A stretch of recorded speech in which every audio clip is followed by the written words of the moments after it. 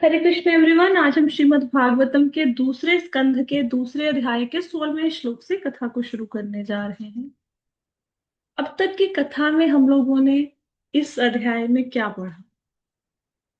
हमने जाना कि सुखदेव गोस्वामी ने बताया परीक्षित महाराज को कि ब्रह्मांड के जो सर्वप्रथम जीव हैं, ब्रह्मांड के सर्वप्रथम जीव कौन है बताओ? सर्वप्रथम जीव कौन है? फिर ब्रह्मा जी। ब्रह्मा जी। तो ब्रह्मा जी। ब्रह्मा जी है। तो ब्रह्मा जी क्या करते हैं? ब्रह्मा जी करते हैं सृष्टि की रचना। तो ब्रह्मा जी जब सृष्टि की रचना करते हैं तो हमें शायद किसी को ऐसा लग सकता है कि ब्रह्मा जी सबसे बड़े हैं कि उन्होंने पूरी सृष्टि बनाई है।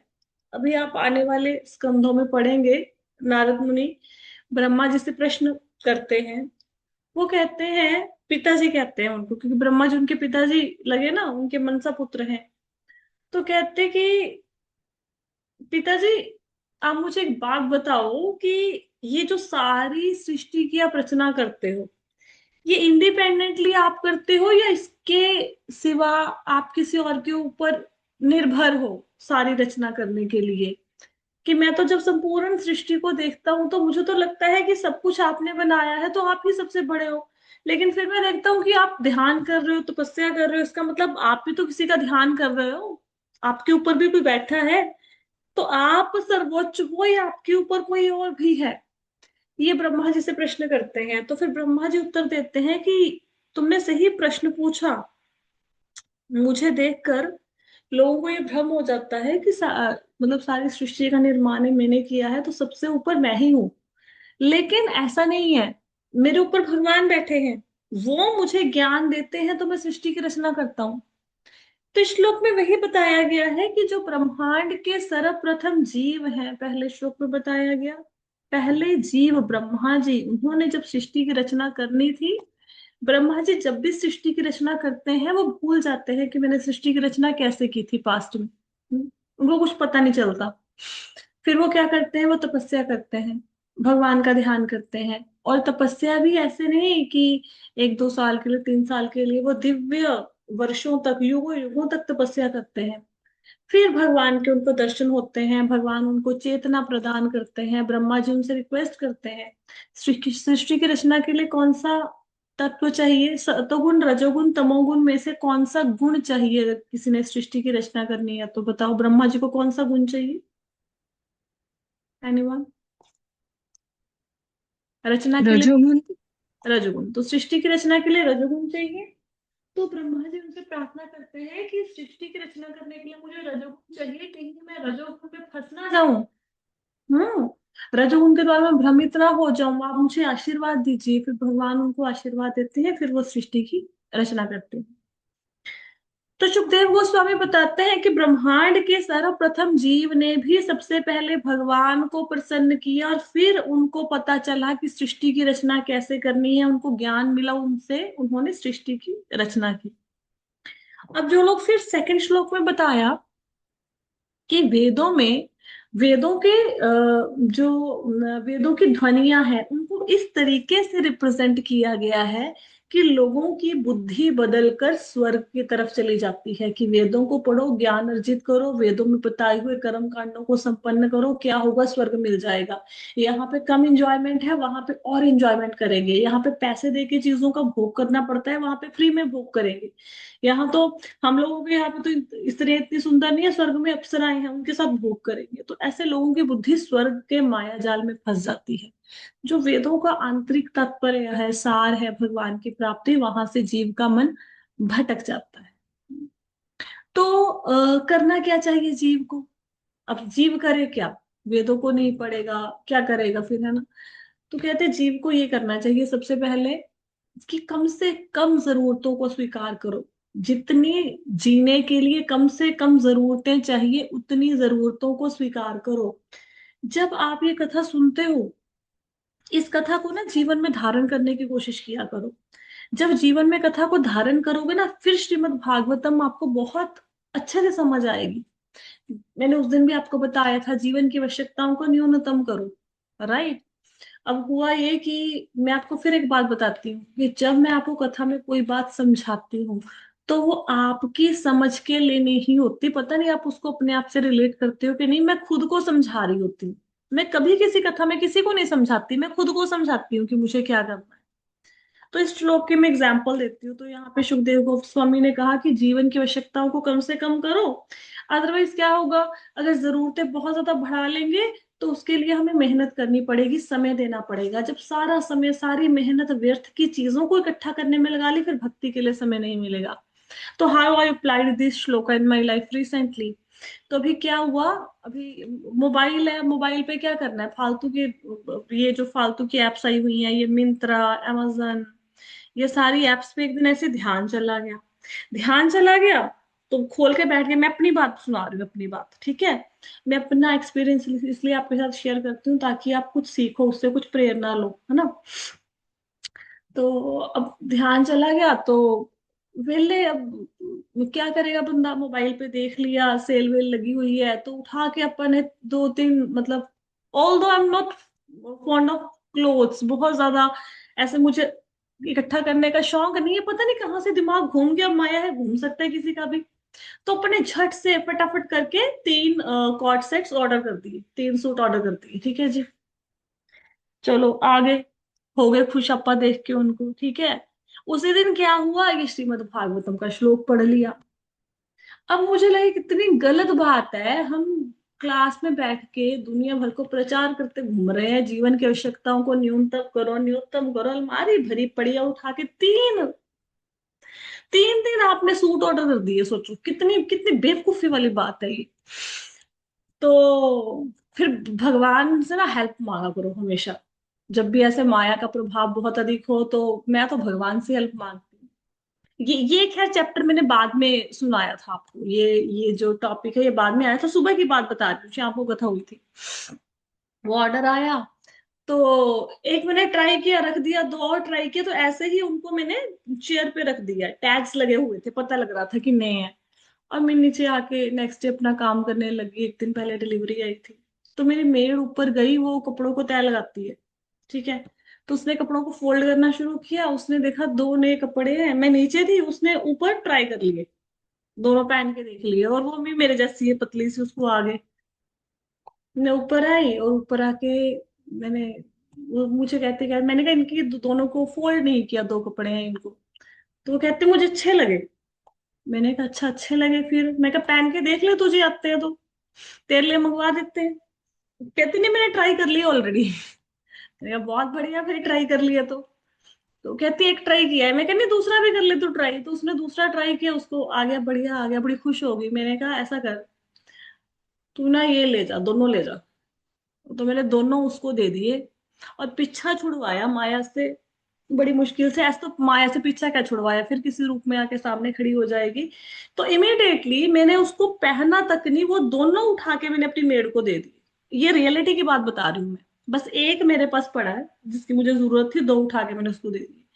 भी सुखदेव गोस्वामी यहाँ पे बता रहे हैं जीवन की आवश्यकताओं को न्यूनतम करो, न्यूनतम करो, फिर उठा के कुछ अल्लाह बल्ला चीज उठा के घर में ले आएंगे, है ना।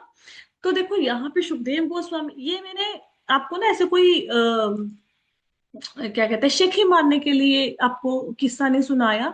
ये इसलिए सुनाया है कि जो बंदा कथा कर रहा है, ऐसा नहीं कि वो बहुत ज्यादा दूध का धुला है और आपको प्रचार कर रहा है, उसमें बहुत सारी कमियां हैं, मेरे अंदर भी हैं। लेकिन हाँ, जब हम कथा करते हैं, जब हम किसी को बोलते हैं तुम ये करो, तो जब आप खुद उस काम को कर रहे होते हो तो कहीं ना कहीं पे आपका मन आपको धिक्कारता है कि व्हाट यू आर डूइंग। ये कथा करने का बेनिफिट होता है। और भगवान देखो हमेशा हेल्प करते हैं।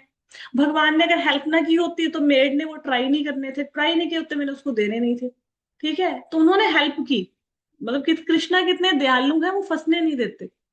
तो मुझे बड़ी खुशी हुई उसके बाद। और चलो, ये तो एक बेनिफिट हुआ कि आपने संग्रह नहीं करना चाहिए, उसको दे दिए कपड़े, ज्यादा एक्यूमुलेशन से आप बचे। दूसरा बेनिफिट ये हुआ कि जब मैं उसके चेहरे पे खुशी देखी ना, लिटरली मुझे कितने 2-3 घंटे में इतनी ज्यादा खुश रही ना उसका फेस देख के कि हाउ हैप्पी शी वॉज, है ना।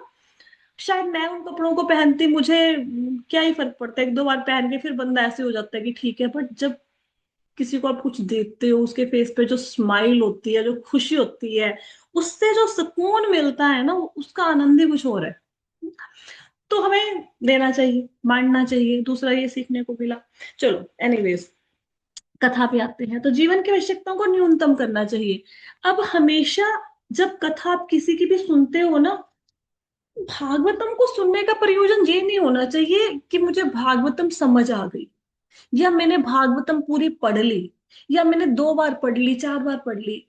भागवतम होती है एंजॉय करने के लिए। कभी बच्चों को ना उसका बिस्किट खाते देखा करो, क्रीम वाला बिस्किट ओरियो वगैरह का। पहले उसको तोड़ेंगे, फिर क्रीम को चाटेंगे, पहले पूरी क्रीम को लिक कर करके खाएंगे, फिर वो पूरी खत्म हो जाएगी, फिर वो बिस्किट धीरे धीरे धीरे धीरे आनंद लेके खाते हैं। तो भागवतम ऐसे पढ़ो कि जीवन में उतर जाए। ऐसे नहीं कि पूरी भागवतम उतर जाए, हम कौन सा सुखदेव गोस्वामी है भाई। लेकिन हाँ, कुछ कुछ भी अगर भागवतम का जरा सा भी आपके जीवन में उतर गया ना, मतलब बिल्कुल थोड़ा सा उतरने से, आधा, आधे से भी आधा श्लोक अगर जीवन में उतर गया, जिंदगी ना बहुत अच्छी हो जाएगी, बहुत अच्छी, लिटरली। अब देखो इसको उतार के, राइट। तो ये करना चाहिए, जीवन की आवश्यकताओं को न्यूनतम करना चाहिए। अब सुखदेव गोस्वामी तो कह रहे हैं कि भाई तकिया लेना भी छोड़ दो, पलंग भी छोड़ दो, हाथ पे रख के खाओ, और घर बनाने की कोई जरूरत नहीं है। आप जाके पर्वत की गुफा में जाइए, वहां पे जाके सो जाइए। वृक्षों की छाल पहन लो, या सड़कों पे जो चिथड़े पड़े हुए हैं उनको उठा के ओढ़ लो, वस्त्रों को इकट्ठा मत करो, ठीक है। और भूख लगेगी तो क्या करोगे, पेड़ से फल लेके खा लो, प्यास लगेगी तो नदी का जल पी लो।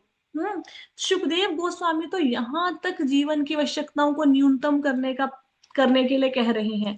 अब हम लोग प्रैक्टिकली इस सिचुएशन में ऐसा नहीं कर सकते। अब बद्ध जीव हैं, कलयुगी लोग हैं, कि पेड़ की छाल पहन के घूमेंगे, लोग हमें वैसे पागल समझेंगे, है ना।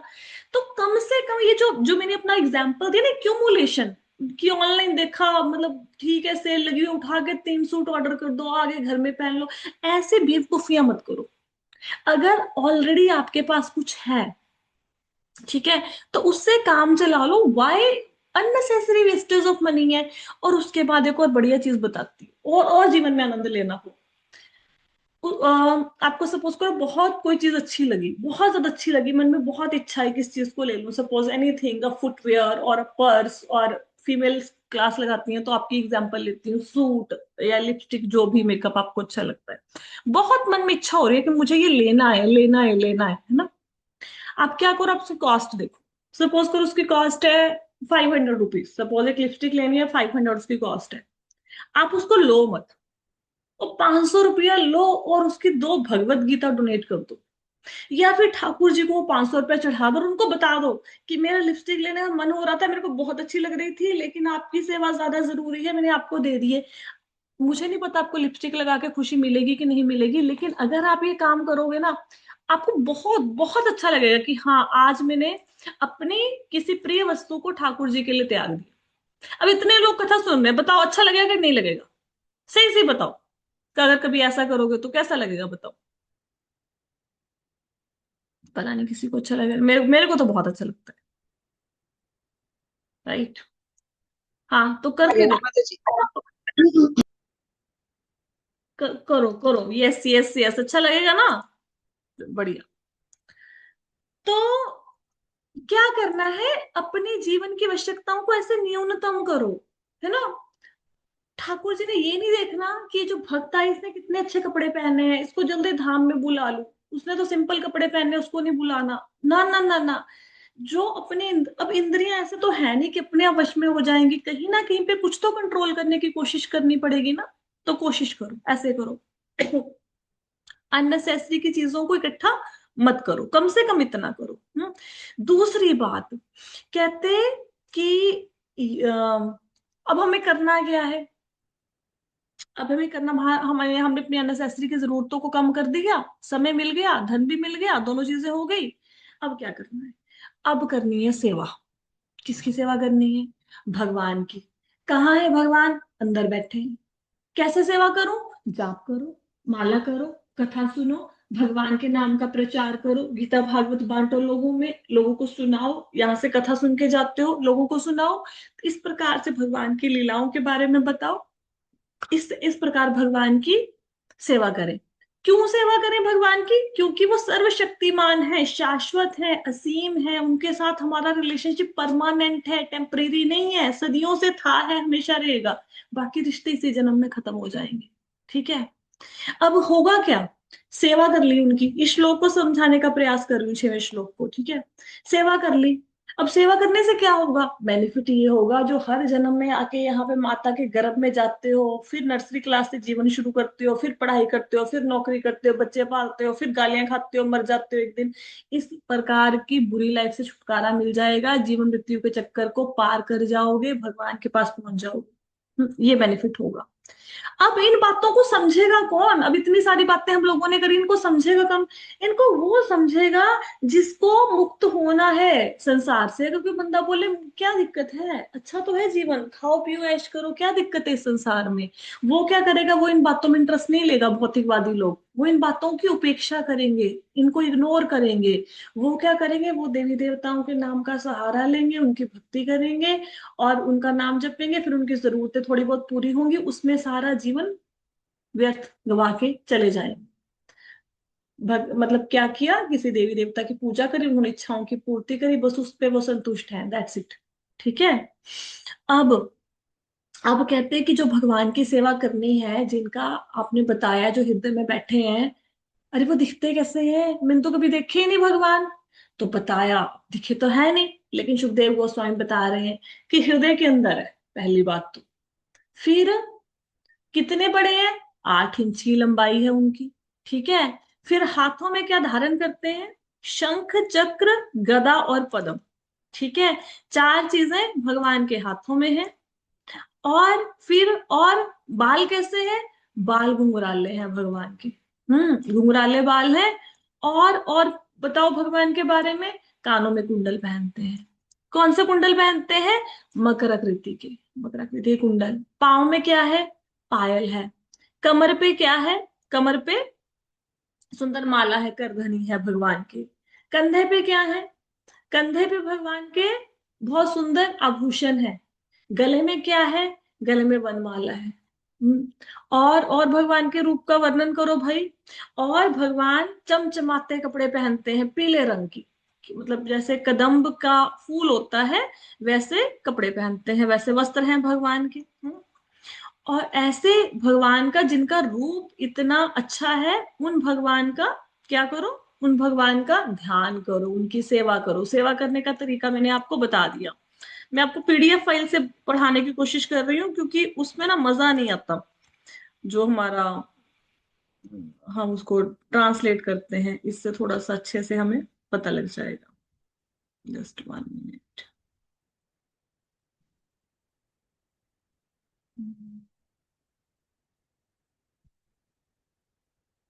ये देखो। ठीक है। अच्छा, और क्या बताया था भगवान के बारे में? कि भगवान के गले में कौस्तुभ मणि है। अब कौस्तुभ मणि के ऊपर लॉकेट जो है, जो कौस्तुभ मणि है, उसके ऊपर क्या है? क्या अंकित किया हुआ है? बछड़ा। ठीक है। और इस प्रकार भगवान बहुत ही सुंदर, भगवान की छवि है, बहुत ही सुंदर। उंगलियों में क्या पहनते हैं? अंगूठियां पहनते हैं। कंगन डालते हैं हाथों में। और क्या करते हैं? मुस्कुराते हैं भगवान। कभी भगवान परेशान नहीं रहते, दुखी नहीं रहते, हमेशा मुस्कुराते रहते हैं। ठीक है। तो इस रूप पर जब तक हो, चाहे अपना ध्यान व्यक्ति एकाग्र करे।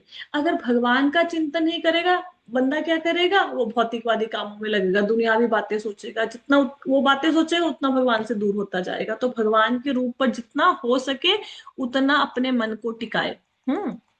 ठीक है। उसके बाद हम लोगों ने क्या पढ़ा? उसके बाद पढ़ा कि भाई भगवान के जो दर्शन करने हैं, भगवान के दर्शन तो होने शुरू हो गए, ऐसे आंखों के सामने छवि तो बननी शुरू हो गई है। छवि बननी शुरू हुई भगवान की कि नहीं हुई? जो कथा सुन रहे हैं भाई। जी माता जी।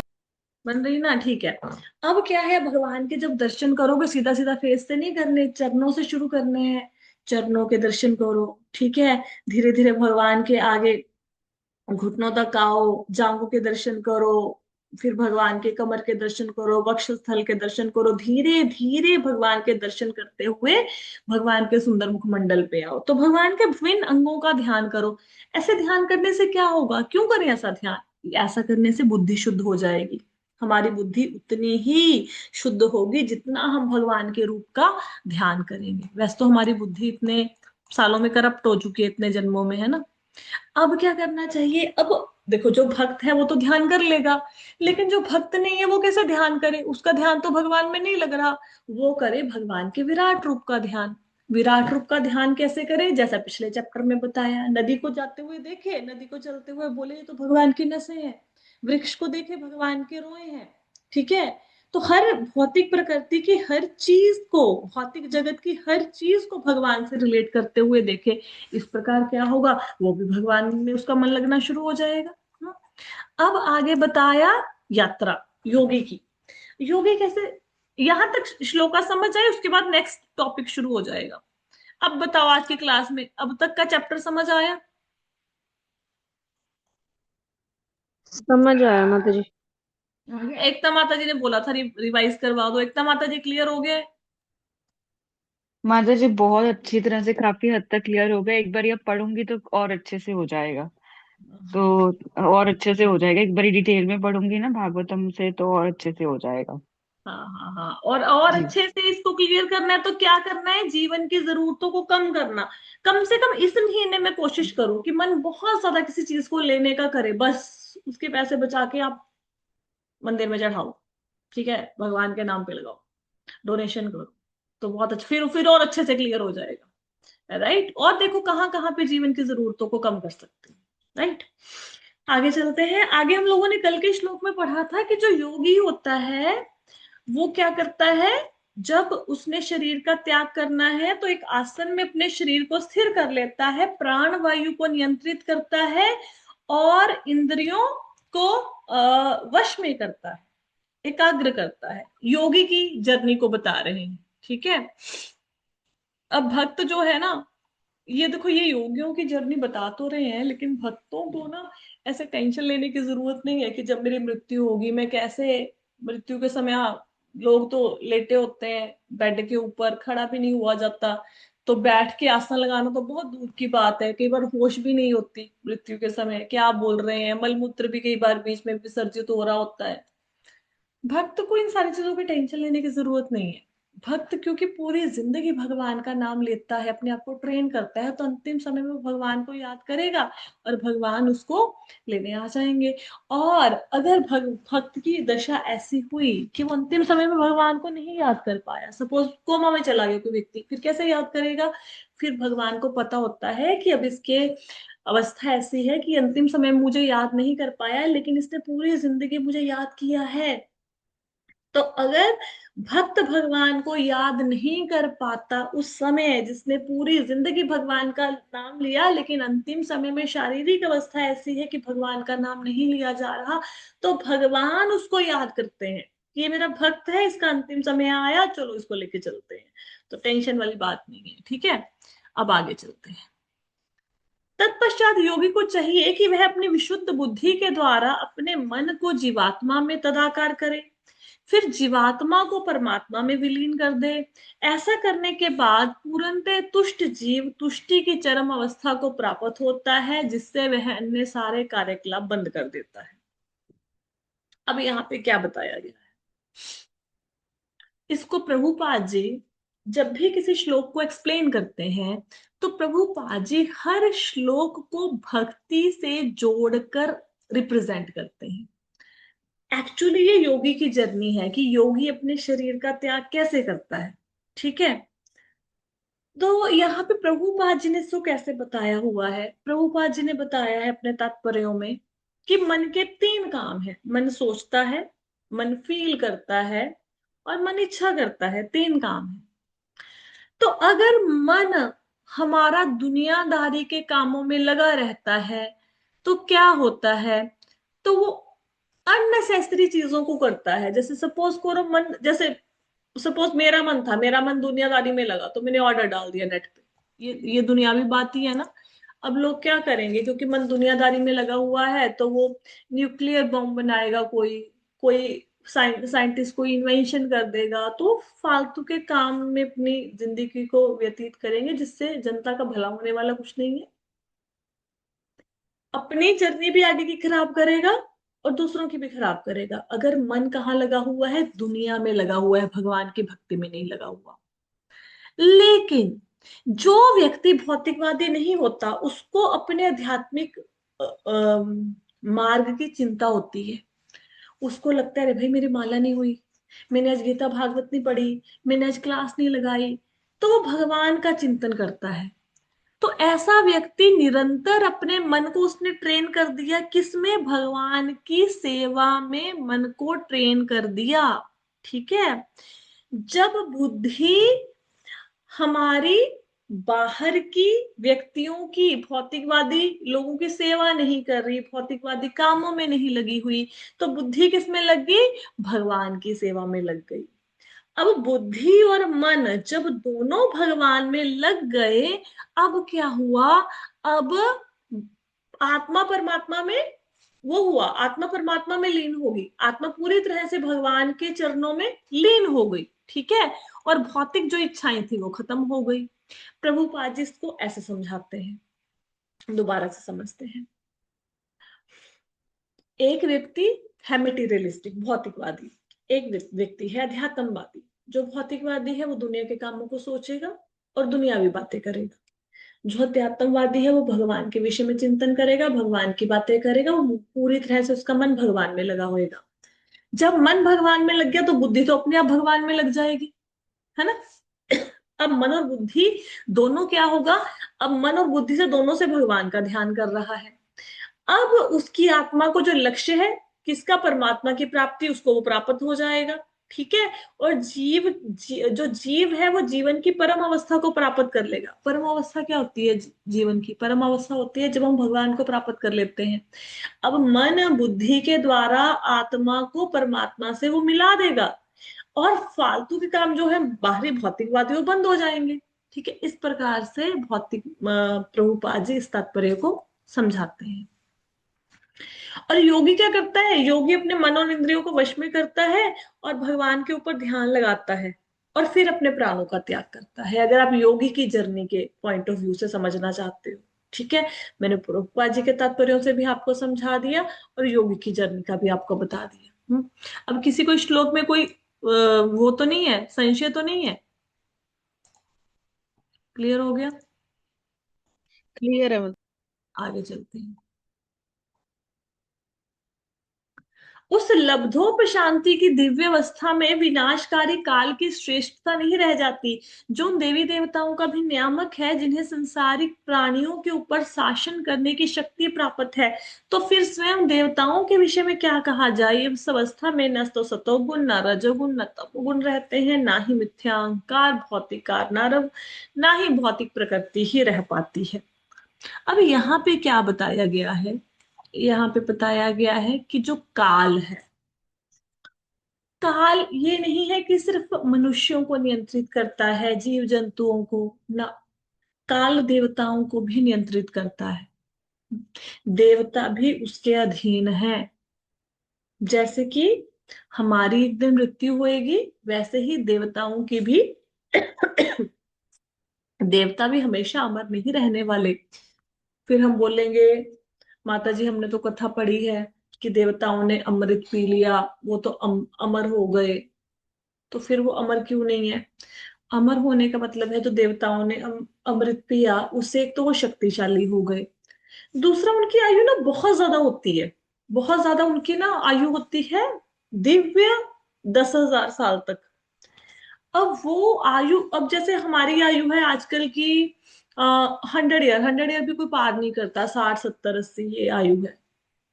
अब अगर किसी व्यक्ति की आयु सपोज करो 1 करोड़ साल की हो, सपोज करो, है ना, तो हमें तो वो ऐसा लगेगा ना कि वो अमर हो गया, क्योंकि वो मर ही नहीं रहा, हम उसे मरता हुआ देख ही नहीं रहे। हम मर जाएंगे, वो नहीं मरेगा, तो हमें तो वो अमर ही लगेगा ना।